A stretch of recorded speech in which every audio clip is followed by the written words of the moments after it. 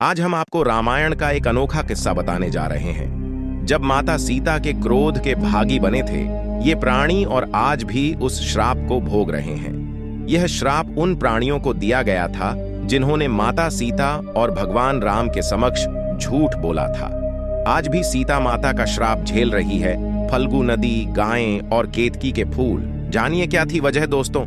यह कहानी तब की है जब माता सीता वनवास के दौरान अपने ससुर राजा दशरथ की पिंडदान किया था, लेकिन उसे समय वहां न लक्ष्मण और न प्रभु श्री राम मौजूद थे।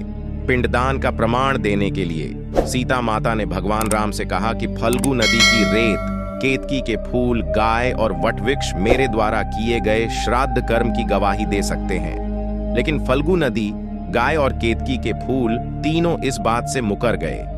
श्राद्ध को लेकर सीता माता की एक कथा काफी प्रचलित है। महर्षि वाल्मीकि द्वारा रचित रामायण सीता माता द्वारा पिंडदान देकर राजा दशरथ की आत्मा को मोक्ष मिलने का संदर्भ आता है। वनवास के दौरान भगवान राम, सीता माता और लक्ष्मण पितृ पक्ष के दौरान श्राद्ध करने के लिए गया धाम पहुंचे थे। वहां श्राद्ध कर्म के लिए आवश्यक सामग्री जुटाने हेतु राम और लक्ष्मण नगर की ओर चल दिए थे। देरी की वजह से निकलता जा रहा था श्राद्ध का समय। सामग्री इकट्ठा करते करते दोपहर हो गई थी। पिंडदान का निश्चित समय निकलता जा रहा था और सीता जी की व्यग्रता बढ़ती जा रही थी।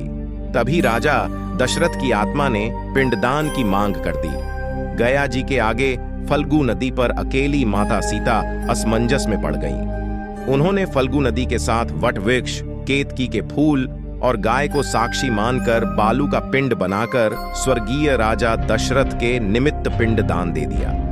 भगवान राम ने मांगा था श्राद्ध का प्रमाण।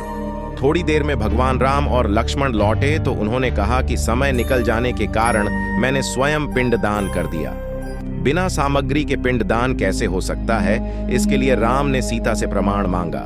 तब सीता जी ने कहा कि यह फल्गु नदी की रेत, केतकी के फूल, गाय और वटवृक्ष मेरे द्वारा किए गए श्राद्ध कर्म की गवाही दे सकते हैं। लेकिन फल्गु नदी, गाय और केतकी के फूल तीनों इस बात से मुकर गए। सिर्फ वटवृक्ष ने सही बात कही। तब सीता जी ने राजा दशरथ का ध्यान करके उनसे ही गवाही देने की प्रार्थना की। राजा दशरथ ने स्वयं दी थी गवाही। राजा दशरथ ने सीता माता की प्रार्थना स्वीकार कर घोषणा की कि ऐन वक्त पर सीता ने ही मुझे पिंडदान दिया। इस पर राम आश्वस्त हुए, लेकिन तीनों गवाहों द्वारा झूठ बोलने पर सीता जी ने उनको क्रोधित होकर श्राप दे दिया कि फल्गु नदी, जा, तू सिर्फ नाम की नदी रहेगी, तुझ में पानी नहीं रहेगा। इस कारण फल्गु नदी आज भी गया में सूखी रहती है। गाय को श्राप दिया कि तू पूज्य होकर भी लोगों का झूठा खाएगी, और केतकी के फूल को श्राप दिया कि तुझे पूजा में कभी नहीं चढ़ाया जाएगा। वटवृक्ष को मिला था सीता माता का आशीर्वाद। वटवृक्ष को सीता जी का आशीर्वाद मिला कि उसे लंबी आयु प्राप्त होगी और वह दूसरों को छाया प्रदान करेगा तथा पतिव्रता स्त्री तेरा स्मरण करके अपने पति की दीर्घायु की कामना करेगी। यही कारण है कि गाय को आज भी झूठा खाना पड़ता है।